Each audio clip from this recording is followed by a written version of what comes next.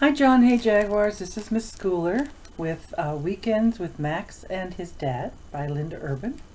And we are on weekend number 3, which is the last weekend in the book. This is chapter 1. This weekend is called Habitat.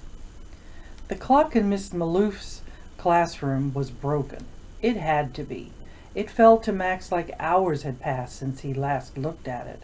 But the skinny minute hand had moved only 2 notches. When would school end? Max's leg bounced under his desk. His best friend Warren's leg bounced too. Today at 3:15, Dad would pick them both up from school and take them to his apartment. Warren was coming for a sleepover. The last time he and Warren had a sleepover was in the summer. On the weekend, Dad had moved out of Max's house and into the guest room at Grandma's. Max had gone to Warren's house, and Warren's mom, Mrs. Sistrunk, had taken them to the movies and for ice cream and swimming at Stony Creek. That day, Max had been too busy to think about what was going on at his house. And that night, when Max did think about it, Warren had let him borrow his stuffed monkey, Bulldozer, to sleep with, which had been a good best friend thing to do. Now it was Max's turn to have Warren over. Warren did not have anything he had to be too busy to think about, but Max had the whole sleepover planned out anyway. After school they would play Stevicus, then they would walk Barkus and Peggotty to the park, where he and Warren would run on the path and pretend that the joggers were Baron Mincemeat's men. And when they got home, Dad would order pizza and they would watch an action movie on the big TV. On Saturday morning, they would go to Ace's and order the county's best bacon and pineapple pancakes so Warren could hear the pancake song. And when that was done, they would go back to Dad's apartment and finish their mammal projects before Warren's mom came to pick him up in the afternoon. Max's leg bounced even faster. "Don't forget, your Michigan mammal reports and habitat models are due Monday," said Mrs. Malouf. "You need to finish everything over the weekend. Got it, friends?" "Got it," said the class, but some of them sounded worried. Max wasn't worried. The hard part was done. He had his report on the porcupine all written and illustrated and stapled together. The cover was especially good. He had drawn a picture of a porcupine eating a branch.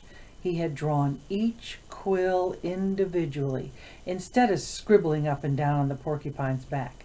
It had taken a very long time. His whole report had taken a long time. There was a lot to learn about porcupines. Everybody knew porcupines had cool quills, but Max had learned that porcupines were the second largest of all Michigan rodents. Beavers were first. Warren had chosen beavers.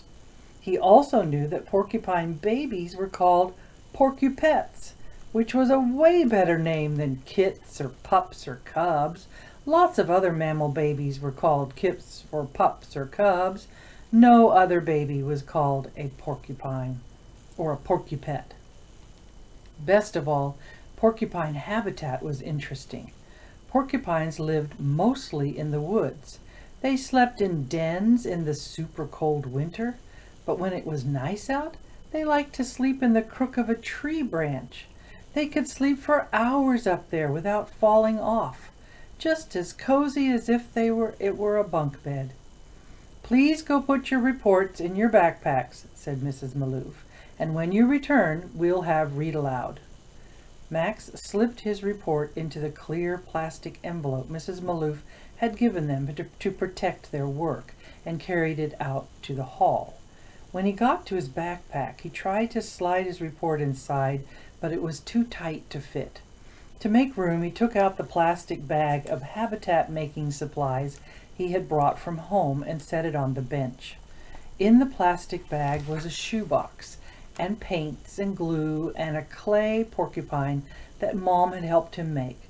Mom had also helped him gather a bunch of odds and ends for making a forest floor. Max tucked his report gently into his backpack. Before he zipped it closed, he could not help but look at the porcupine cover one more time. Read aloud made the rest of the day speed by. When Mrs. Maloof set down her copy of the BFG and said it was time to go home, Max was almost disappointed. Almost, but not really. Let's go, said Warren. He and Max quick walked to the hallway. Dad was already there, holding Max's coat and backpack in his arms. "Do you boys have everything?" asked Dad. His voice sounded funny, slow and stuffy. "Yep," said Max, grabbing his weekend bag off his coat hook. "Yep," said Warren, swinging his sleepover bag over his shoulder.